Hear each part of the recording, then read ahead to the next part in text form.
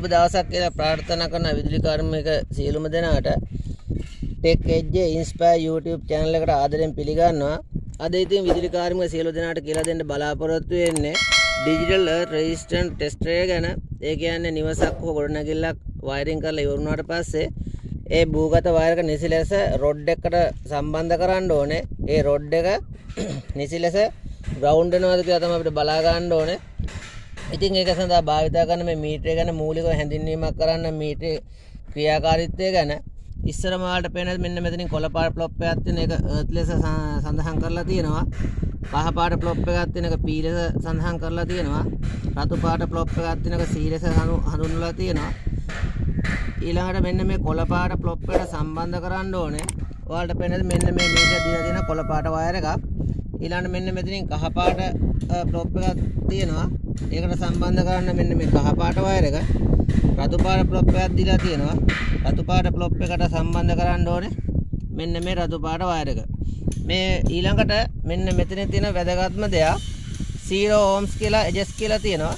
0 ohm edges කියන button එකේදී මේ මීටරේ ඔන් කරාට පස්සේ යම්කිසි පාඨාංකයක් පෙන්නනවා නම් මේ මීටරේ දෝෂයක් තියෙනවා. ඒ හින්දා මෙන්න මෙතනින් මේ කරකවලා ඔයාලා අනිවාර්යයෙන්ම මේ මීටරේ පාඨාංකය 0 කරගන්න ඕනේ.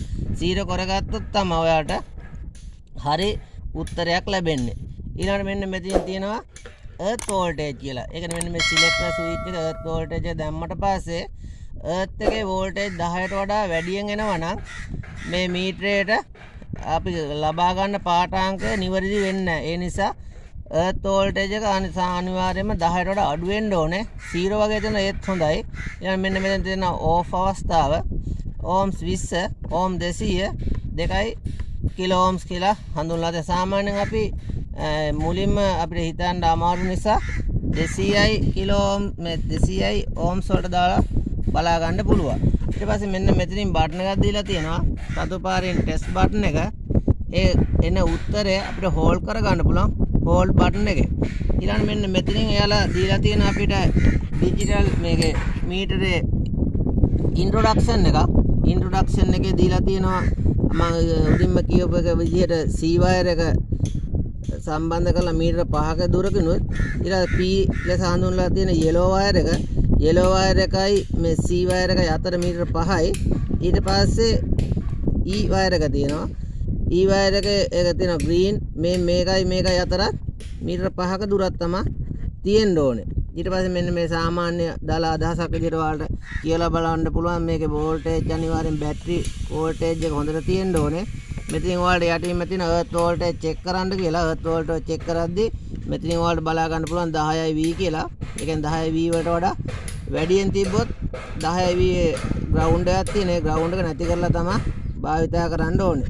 ඊළඟට මේ සම්බන්ධ කරන ලෝහමය කූරු දෙකක් තියෙනවා.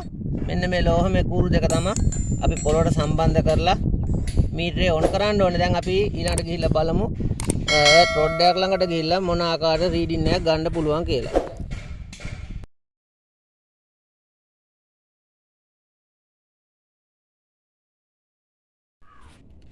දැන් ඔයාලට මේ කියලා දෙන්න හදන්නේ මේ මීටරේ භාවිතා කරලා රීඩින් එකක් ගන්න ආකාරය. ඉස්සරවම අපි මේ රීඩින් එක ඔන් කරලා බලමු.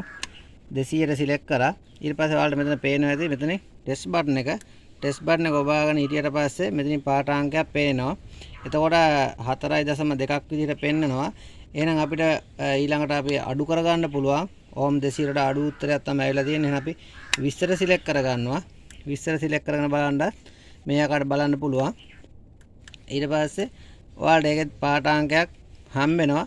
මේ වගේ හම්බ වෙන පාඨාංක අපි ස්ථාන පහක, ඒ කියන්නේ මේ සම්බන්ධක වයර් ස්ථාන පහකදී රීඩින් පහක් කරගන්නවා. උදාහරණයක් විදිහට මම කියලා දෙන්නම් මධ්‍ය අගයක් ගන්න විදිය. අපි උදාහරණයක් ඉස්සරම හිතමු 0.92 ohms එකතු කිරීම 1.8යි ohms එකතු කිරීම 2.5යි ohms එකතු කිරීම 2.3යි ohms එකතු කිරීම 1.4යි ohms. ඔය වගේ ස්ථාන අපි පහකින් අපි පරීක්ෂා කරලා ohms අගයන් ලබා ගන්න මේ ටික එකතු කරාට පස්සේ නවා 8.92යි ohms.